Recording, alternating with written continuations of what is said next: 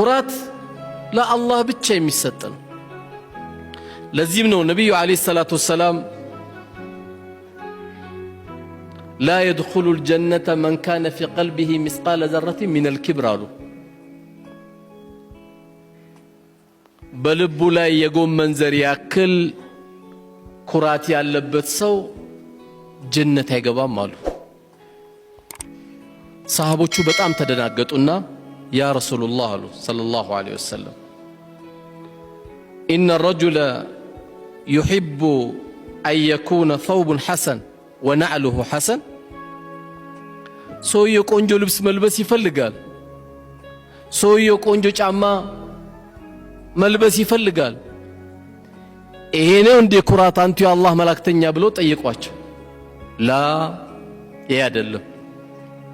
ለዚህ እንደው ምን አሏቸው? ኢነላህ ጀሚሉን ይحب الجمال አሏቸው። አላህ ቆንጆ ነው፣ ቆንጆ ነገር ነው የሚወደው አሉት። አላህ የሰጠን ጸጋ ማሳየት፣ አላህ የሰጠን ውብ ነገር ማሳየት አላህ የሚወደው እንጂ አላህ የሚቆጣበት አይደለም። ቆንጆ ገንዘብ ሰጥቶ ሁሌ ነጭ ሽሮ የምትበላ ከሆነ ትጠየቃለህ። አንተ ለምን ስጋ ያልበላው እንዴ? አይ አላህ ይቆጣብኛል። ለምን ይቆጣብሃል? ይሄን የሚለው ሰው ምን ስለሆነ መሰላችሁ? ቋጣሪ ነው። አውቆ ነው በዲን የሚያሳብበው። አብላ የወጥ ሽታ ያጡ የስጋ ሽታ ያጡ ሰዎች አብላ፣ ኒዕማን ገንዘብን አሳይ። አላህ ከሰጠ ነገር ልበስ። የለበስክበት ሱጁድ ነው የምትደፋበት። ምን ችግር አለ? እጅግ በጣም ደካማ ባለበት አካባቢ ስትሆን ደግሞ መካከለኛውን ቀልባቸውን ደግሞ እንዳይሰበር። አይ እኔ ትንሽ አሁን መራብ ፈልጋለሁ፣ የለም ብላ። ውሸታም ኢማን ነው ይሄ። መልበስ ካለብህ ልበስ።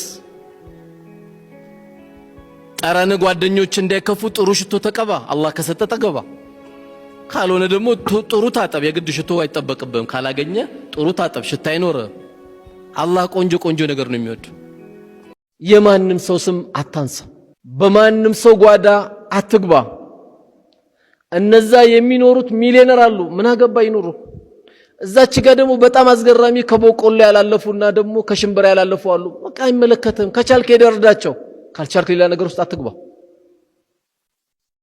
እዛ ጋር ደግሞ ምስኪን ሲሆኑ አላህ ጠልቷቸው አይደለም። እዛ ጋር በጣም ሚሊዮነር ሲሆኑ ደግሞ አላህ ወዷቸው እንዳይመስላችሁ። ሁለቱም የጥላቻና የውዴታ ግዴታ አይደሉም።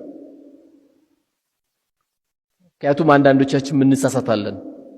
እንትና እኮ አላህ ወደዳቸው፣ አዘነበባቸው፣ ለቀቀባቸው አይደለም እንለው። ለቀቀባቸው አንተ ማሻአላህ ትላለህ። አንተ አላወቅም እንጂ የውመል ቂያማ እሳት ይሆናል የተሸከሙት። ስንት ቤት አስለቅሰው ያን ብር እንዳመጡት አላህ ነው የሚያውቀው፣ አንተ አታውቀውም። ያንተን ጸጋ የምታውቀው ነገ የውመል ቂያማ ነው። ሰዎች የአርሴናል ደጋፊ ነን ብሎ እኮ 2 ማማ ወተት ይጠጣሉ። ምን ነው አርሴናል 5 ገባበት ብሎ ምን አገባህ አንተ? 6 ቢገባበት ምን አስጨነቀ? የአርሴናል ተጫዋች የተጫወተው ቆንጆ ዶላር ሊዘጋ ነው። አንተ በማማ ጉሮሮን ዘግተህ ምንም በማይመለከት ሱብሃንአላህ። አላህ ያሳየው ወንድም። ይኸው ማማ የለዚህ መቃጠል የለ።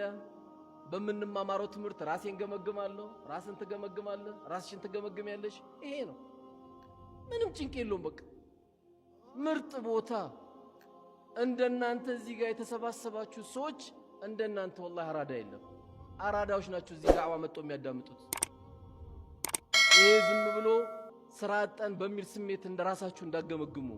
ወላሂ እድለኛ ነህ አንተ እቺን ዳዕዋ ማግኘት። አላህ እኮ ያስታውሳል። አሁን ከሰባቱ ሰማይ በላይ ያለው አላህ፣ አርሽ ላይ ያለው አላህ፣ ከአርሽ በላይ ያለው አላህ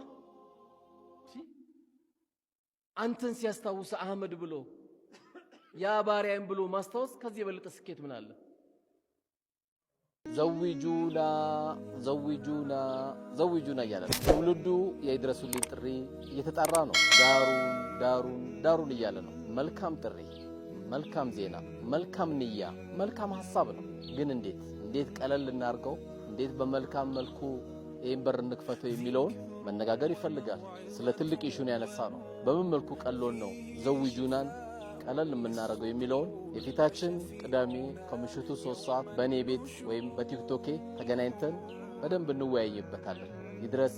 ዘውጁና ለተበላችሁ ወላጆቻችን ቤተሰቦቻችን ሁሉ የሚደርስ ነው። ተወያይተንበት ኢንሻአላህ መስመር ውስጥ እንገባለን። ቅዳሜ 3 ሰዓት ምሽት ላይ እንገናኝ። ወጀዛኩሙላህ ኸይራ